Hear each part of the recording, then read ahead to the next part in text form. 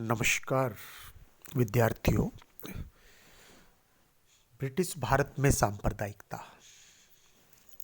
इससे पहले हम 10 व्याख्यान कर चुके हैं, जिनमें हमने 1857 का विद्रोह और मुस्लिम समुदाय, अलीगढ़ आंदोलन, सर सैयद अहमद का व्यक्तित्व और उनके कार्य, सर सैयद अहमद का राजनीतिक दृष्टिकोण, मुस्लिम लीग की स्थापना,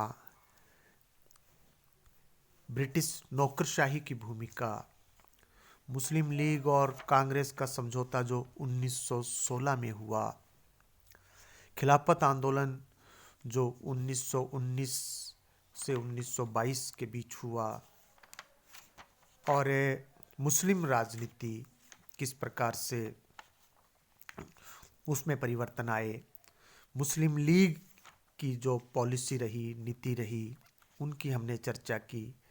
नेहरू रिपोर्ट और मुस्लिम राजनीतिक दृष्टिकोण, 1932 के कम्युनल अवार्ड, और फिर हिंदू सांप्रदायिकता का जो विकास हुआ, हिंदू महासभा का गठन हुआ, और 1932 से 40 के बीच मुस्लिम राजनीतिक एकता जो प्रारंभ हुई, और पाकिस्तान की मांग जो मुस्लिम लीग के द्वारा की गई। ये सब विद्यार्थियों हमने पिछले व्याख्यानों में किया था।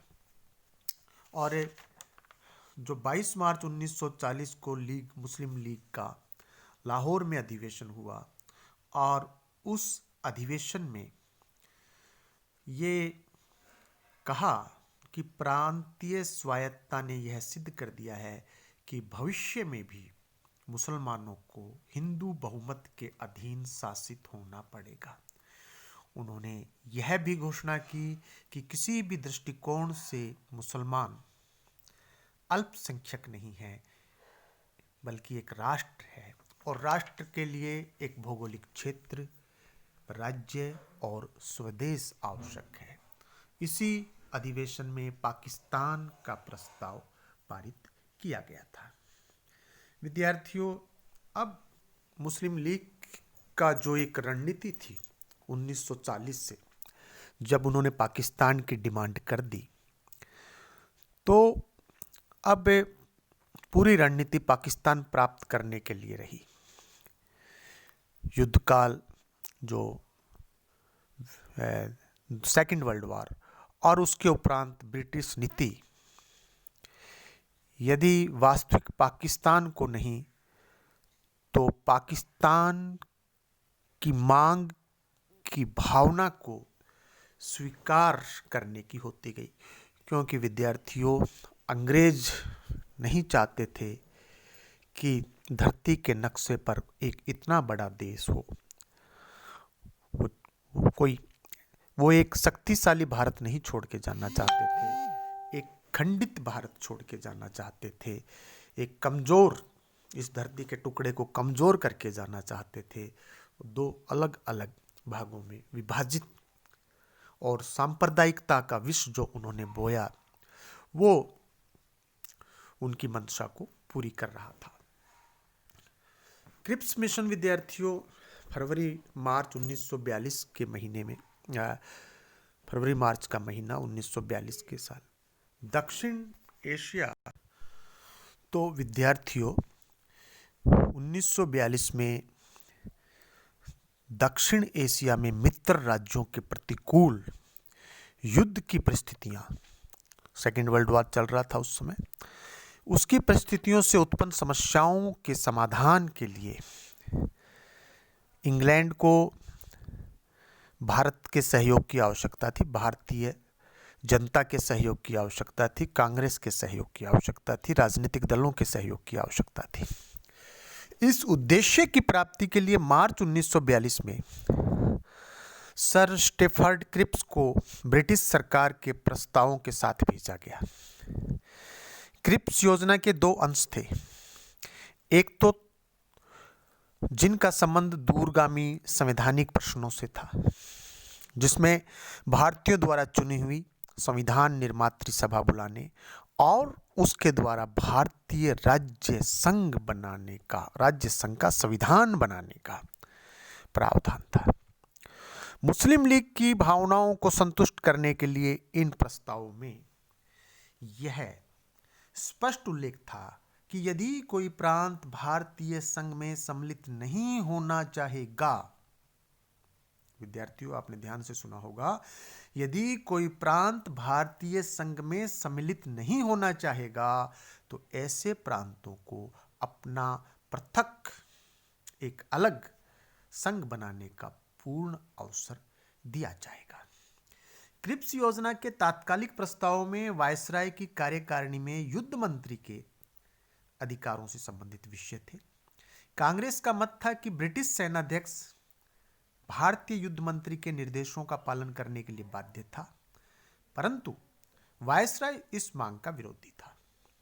लंबी बहस के बाद कांग्रेस और लीग दोनों ने क्रिप्स का जो प्रस्ताव है वो अस्वीकार कर दिया, परंतु लीग ने क्रिप्स प्रस्ताव में प्रांतों द्वारा भारतीय संघ में न शामिल होने की सुविधा को पाकिस्तान की मांग की स्वीकृति के रूप में देखा। संघ की इकाइयों को अधिकतम स्वायत्तता देने के बावजूद कांग्रेस एक सशक्त राष्ट्र के अस्तित्व में विश्वास रखती थी। कांग्रेस का विश्वास ये है यूनियन ऑफ फेडरेशन, पाकिस्तान इसका इंटरप्रिटेशन कर रहा है एक अलग देश के रूप में। परंतु कांग्रेस नेतृत्व का एक वर्ग जिसमें राजगोपालाचारी प्रमुख थे, पाकिस्तान की मांग की वास्तविकता को स्वीकार करता जा रहा था और कांग्रेस पार्टी के द्वारा एक राजनीतिक सत्ता के रूप में मान लिए जाने को इच्छुक था। अप्रैल 1940 के अंतिम सप्ताह में मद्रास विधानसभा में कांग्रेसीय संसद दल ने सीआर की पहल यानी राजगोपालाचारी की पहल पर दो प्रस्ताव स्वीकार किए। पहले के अनुसार यह स्वीकार किया गया कि भारत की भौगोलिक अखंडता अब आते आते एक विवादास्पद विषय बन गई है और यदि संविधान निर्माण के समय मुस्लिम लीग अपने पृथकतावादी निश्चय पर डटी रहे तो कांग्रेस को उसे अपेक्षाकृत कम अवगुणों वाला विकल्प मानकर स्वीकार कर लेना चाहिए, यानी एक बाध्यता है विद्यार्थियों। ठीक है। दूसरे प्रस्ताव के अनुसार एक सौहार्द का वातावरण तैयार करने के लिए कांग्रेस उच्च कमान से मद्रास में मुस्लिम लीग के साथ संयुक्त सरकार बनाने की अनुमति मांगी गई। कांग्रेसी क्षेत्रों में इन प्रस्तावों की आलोचना की गई। ठीक है। जो कांग्रेस पार्टी ये जो प्रस्ताव रखा वो विधानसभा में रखा। अब जो कांग्रेस पार्टी है, जो कांग्रेस संगठन है, उसमें इनकी आलोचना हुई और जब राजगोपालाचारी अखिल भारतीय कमेटी की बैठक में भाग लेने इलाहाबाद पहुंचे तो उन्हें काले झंडे दिखाए गए। इसके बावजूद उन्होंने अपने दोनों प्रस्तावों को वहां इलाहाबाद का जो अधिवेशन है उसमें प्रस्तुत किया, लेकिन ये प्रस्ताव के पक्ष में केवल 15 मत पड़े और विपक्ष में 120 मत पड़े और ये जो योजना थी, इनकी योजना अस्वीकार कर दी गई विद्यार्थियों। और इस प्रकार मुस्लिम लीग के पाकिस्तान का जो दावा था, वो दावा उसको एक चुनौती थी यहां पर। अब कांग्रेस ने इलाहाबाद में देश के विभाजन का ये जो प्रस्ताव था इसको अस्वीकार कर दिया।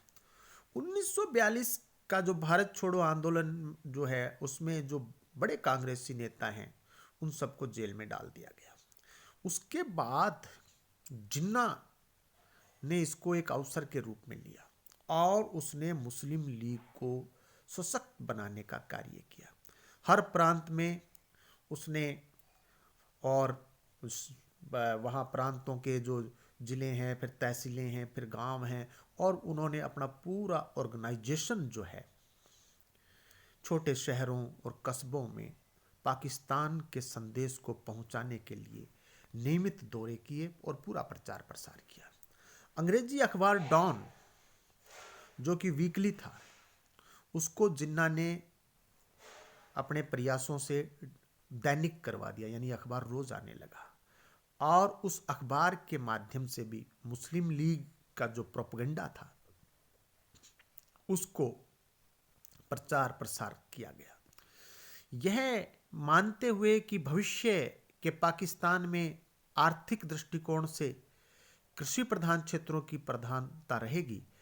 तो जिन्ना की प्रेरणा से 1944 के अंत में एक federation of Muslim chamber of commerce की स्थापना की गई, और 1947 में जुलाई के महीने में कलकत्ता में 3 करोड़ की एक कैपिटल पूंजी के साथ में 3 करोड़ रुपए की एक मुस्लिम बैंक की स्थापना की गई। अब विद्यार्थियों, वैसे कुरान के अंदर ब्याज लेना और देना अपराध है, लेकिन जिन्ना ने यहाँ पर कुरान के आदर्शों के विपरीत एक मुस्लिम बैंक की स्थापना की। इसी बीच राजनीतिक चक्र बहुत तेजी से चल रहा था। घटना चक्र जो है, 20 अक्टूबर को लॉर्ड वेवल गवर्नर जनरल बन के आया। 1945 में युद्ध समाप्त होते ही केंद्र में भारत के मुख्य राजनीतिक और सांप्रदायिक हितों से जुड़े प्रतिनिधियों की सरकार बनाने के लिए शिमला में एक सम्मेलन बुलाया, परंतु लीग की हठधर्मिता से यह असफल हो गया। 1945-46 का काल कांग्रेस की लोकप्रियता की दृष्टि से बहुत महत्वपूर्ण था। इसमें कुछ जो कारण रहे लोकप्रियता के, आईएनए के मुकदमों में कांग्रेस की भूमिका, रॉयल इंडियन नेवी के विद्रोह का उनके द्वारा समर्थन, 1945-46 के आम चुनाव में कांग्रेस की उल्लेखनीय सफलता, और बंगाल, पंजाब और सिंध को छोड़कर प्रत्येक ब्रिटिश प्रांत में कांग्रेस मंत्रिमंडलों की स्थापना। जुलाई 1945 में इंग्लैंड में लेबर पार्टी सत्ता में आई, तो उसने आते ही यह घोषणा की कि भारत को ब्रिटेन द्वारा स्वतंत्रता दिए जाने के मार्ग में सांप्रदायिक तनाव की असहमति को बाधक नहीं बनने दिया जाएगा। 15 मार्च 1946 को ब्रिटेन के प्रधानमंत्री एटली ने घोषणा की कि अल्पसंख्यकों द्वारा बहुसंख्यकों की प्रगति को अवरुद्ध नहीं करने दिया जाएगा। इन घटनाओं का प्रभाव यह हुआ कि स्वतंत्रता का उद्देश्य कांग्रेस के निकट आता जा रहा था और उसकी लोकप्रियता बढ़ती जा रही थी। दूसरी ओर 1945-46 के आम चुनावों में मुस्लिम लीग को ब्रिटिश भारत की मुस्लिम सीटों पर अभूतपूर्व सफलता मिली। केंद्रीय लेजिस्लेटिव असेंबली में उसे 30 स्थानों पर, जो टोटल स्थानों पर सफलता मिली। प्रांतीय चुनावों में कुल 492 मुस्लिम पॉपुलेशन के थे, उसमें लीग को 428 स्थानों पर विजय मिली। विशेषकर पंजाब में चुनाव परिणाम थे वो 1937 के ठीक विपरीत हुए। जहां 1937 में लीग को यहां पर केवल 2 स्थान प्राप्त हुए थे, 1946 में उसे 75 स्थान प्राप्त हुए, लेकिन पूर्ण बहुमत के अभाव में कहीं भी सरकार नहीं बन सकी।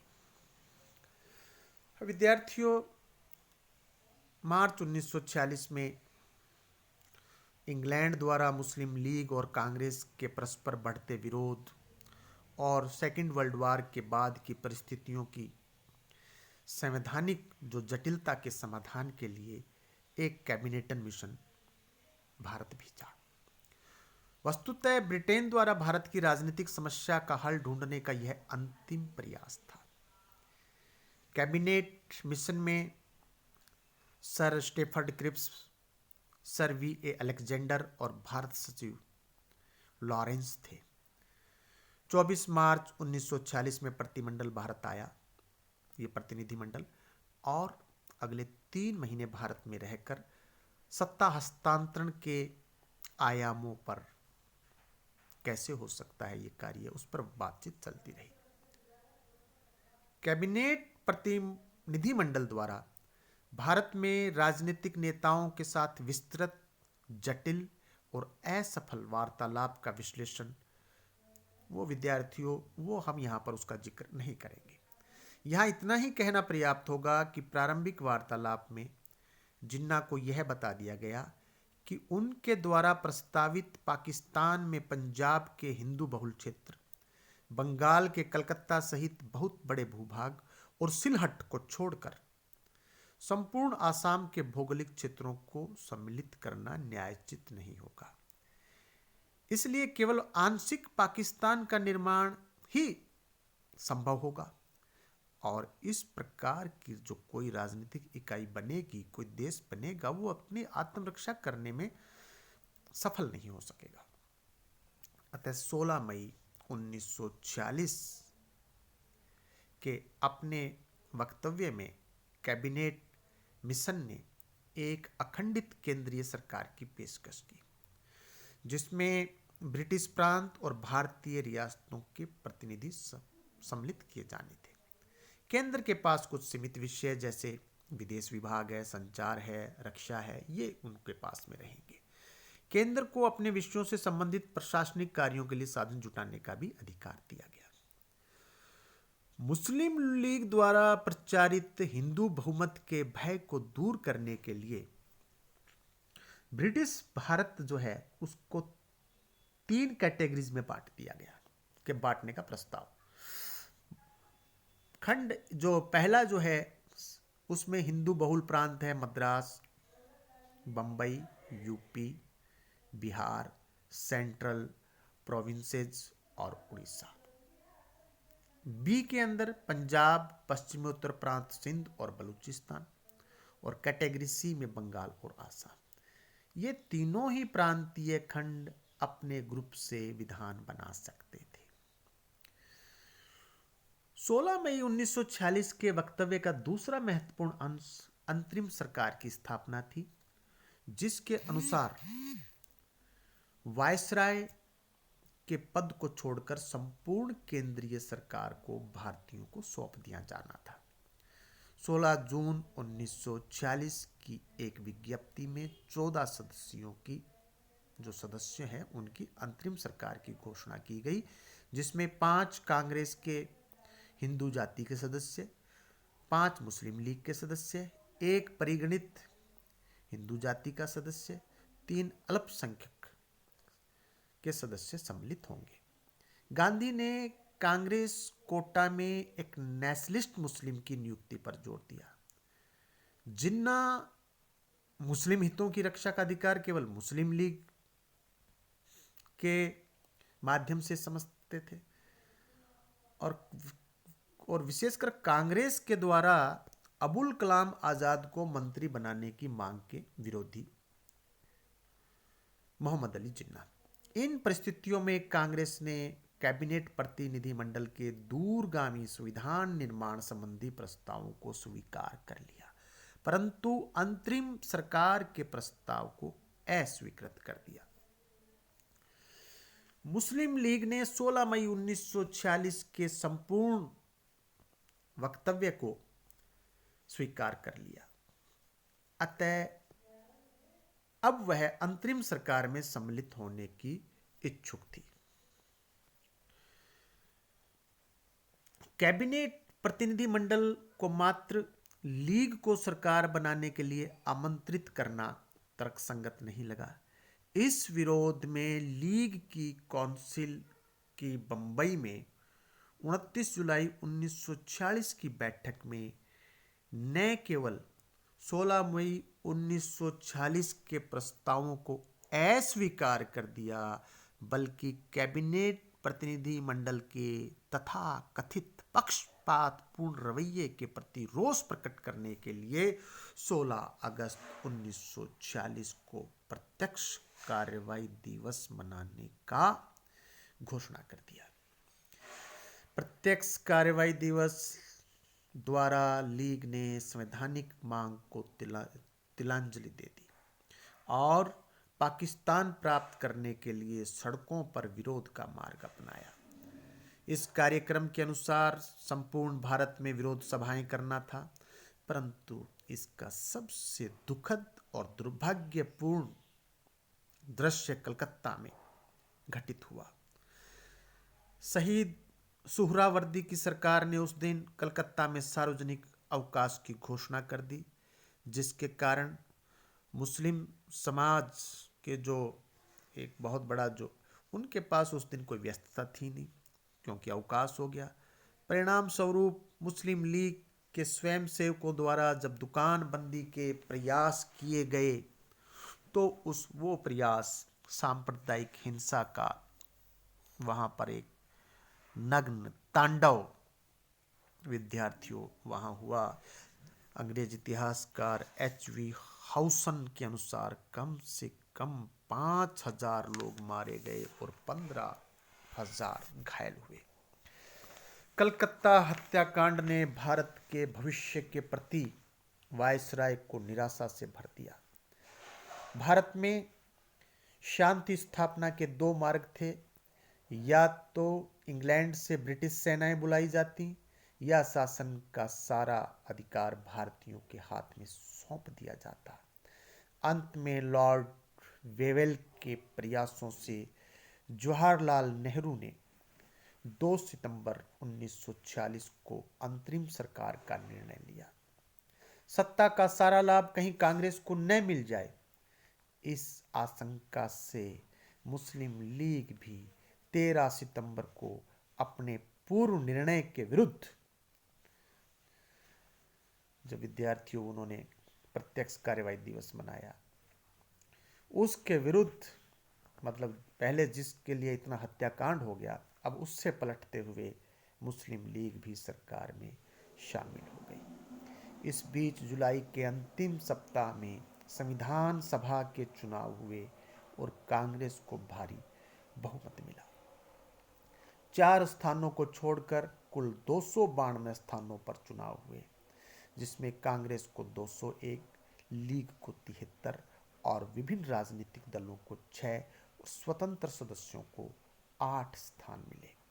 परंतु संविधान सभा की पहली बैठक जब 6 दिसंबर 1946 को बुलाई गई, तो लीग ने जुलाई में बंबई में लिए गए अपने निर्णय के अनुसार उसकी कार्यवाही का बहिष्कार किया।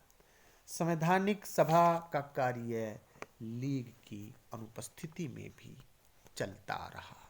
शेष अगले व्याख्यान में। बहुत बहुत धन्यवाद।